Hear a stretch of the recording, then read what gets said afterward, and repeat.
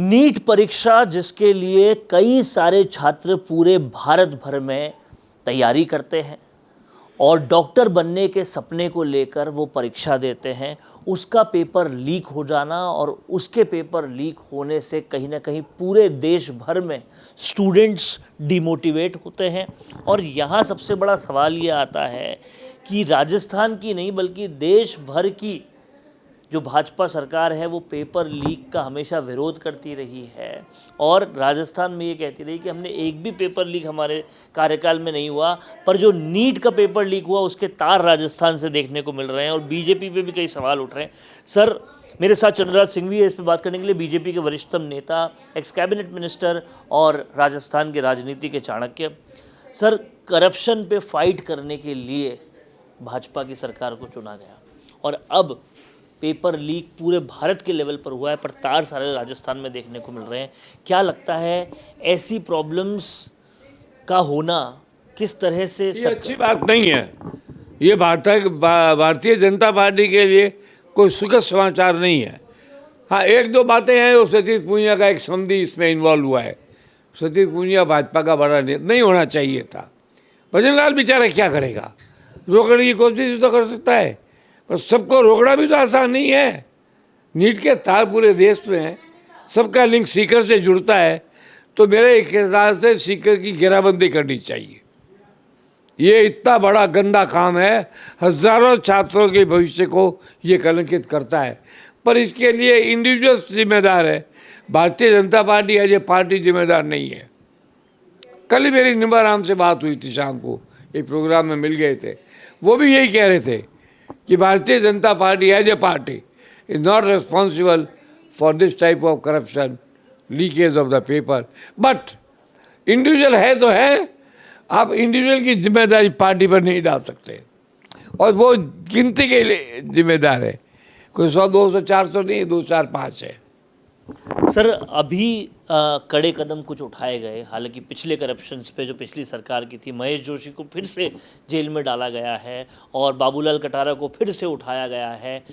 अब वापस से वही सवाल उठते हैं कि क्या मगरमच्छ पकड़ने के लिए हम करीब आ गए हैं? ये मगरमच्छ नहीं, बड़ी मछलियाँ हैं। मगरमच्छ तो एक ही होता है स्टेट के अंदर, उसका तो कुछ हुआ नहीं है। अब मैं आपको एक बात कहता हूँ,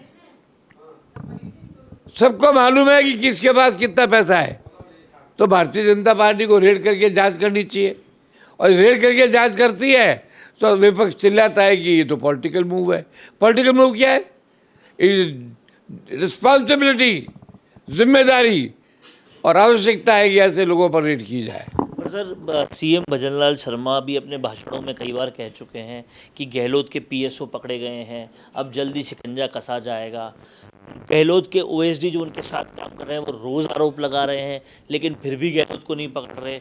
महेश जोशी बहुत इशारों में बहुत कुछ बोल चुके। बाबू कटारा ये कह चुके पूछताछ में कि कई बड़े लोग इन्वॉल्व हैं, अभी तक फिर भी ये बड़े लोग पकड़े नहीं गए।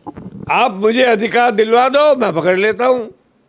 पकड़ने में क्यों? मेरे को तो सब बात पता है, सब बात पता है। मेरे एक मित्र का ये दावा है कि 1 घंटा अगर उनके पास अमित शाह बैठ जाए और उनकी बात का गौर करे तो 12 घंटे के बीच, ये जिनको आप बड़ा मगरमच्छ कहते हो, जेल जाएंगे और उनके वकील भी जाएंगे, बड़ा वकील रेस का वो भी जाएगा। मगर अमित शाह को फुर्सत ही नहीं है, वो अपने लोगों से घिरे हुए हैं, उन्हीं की बात मानते हैं। अब तो मेरी टाइम करा दो, मैं बता देता हूँ, प्रूफ है। भयंकर भ्रष्टाचार। आप एक बात बताओ, ये जो अरावली ताज होटल खुली है उदयपुर के अंदर, इसमें मेरे एक दोस्त का 10 करोड़ रुपया वाइट का फंसा हुआ है। वो ये एफिडेविट करने को तैयार है, अगर अमित शाह कहे कि मैं कार्रवाई करूँगा तो 2 नंबर का कितना लगा है, पर अमित शाह कहेंगे नहीं। कहीं कहीं बहुत बड़े नेताओं के बीच में आपसी साठगांठ, लेकिन भाजपा छोड़ेगी नहीं। भजनलाल सही कहता है कि पकड़े जाएंगे। क्यों नहीं पकड़े जाएंगे? भ्रष्टाचार पर लगाम लगाने का नरेंद्र मोदी का नारा है।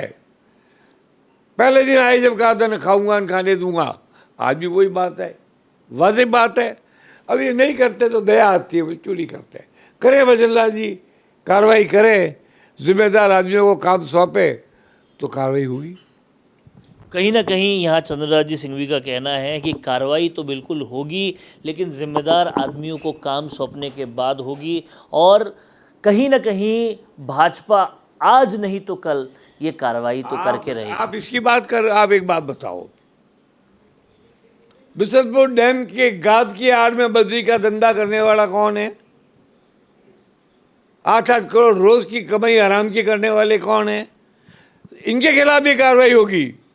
कोई आदमी अपने आप को भारतीय जनता पार्टी का कवच पहन करके सुरक्षित नहीं मान सकता, क्योंकि राष्ट्रीय सेवक संघ का एक सिद्धांत है कि भ्रष्टाचार को छोड़ा नहीं जाए।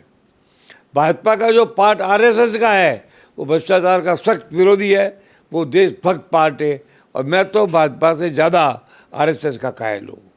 तो कहीं ना कहीं भाजपा का चोला पहन के भी जो भ्रष्टाचार कर रहे हैं उन पर भी शिकंजा कसा जाएगा, क्योंकि आरएसएस अभी जिंदा है, ये कहना है चंद्रराज सिंघवी का। और क्या कुछ कहना चाहेंगे आप इस वीडियो पे कमेंट बॉक्स में ज़रूर लिखिए। कैमरा पर्सन आदित्य के साथ वरुण बंसाली, संवाद के लिए। दोस्तों, अगर आप भी रियल एस्टेट में काम करते हैं तो हम आपके लिए लेकर आए हैं गुड न्यूज। आजकल के डिजिटल जमाने के अंदर आपकी प्रॉपर्टी का अच्छा वीडियो कंटेंट होना बहुत जरूरी है। तो हम यानी मिशी मीडिया सॉल्यूशंस आपको प्रोवाइड करवाते हैं एक हाई क्वालिटी कंटेंट वीडियो, जिसके अंदर हम प्रॉपर्टी से जुड़े हुए आसपास की प्राइम लोकेशन और उसकी कनेक्टिविटी को अच्छे से दिखाते हैं। कस्टमर आपकी वीडियो को सिर्फ देखे ही नहीं, आपको कांटेक्ट भी करे, जिससे कि आपकी डील क्लोज होने की पॉसिबिलिटीज बढ़ जाती है। तो कांटेक्ट करो आज ही स्क्रीन पर दिए गए नंबर्स पर।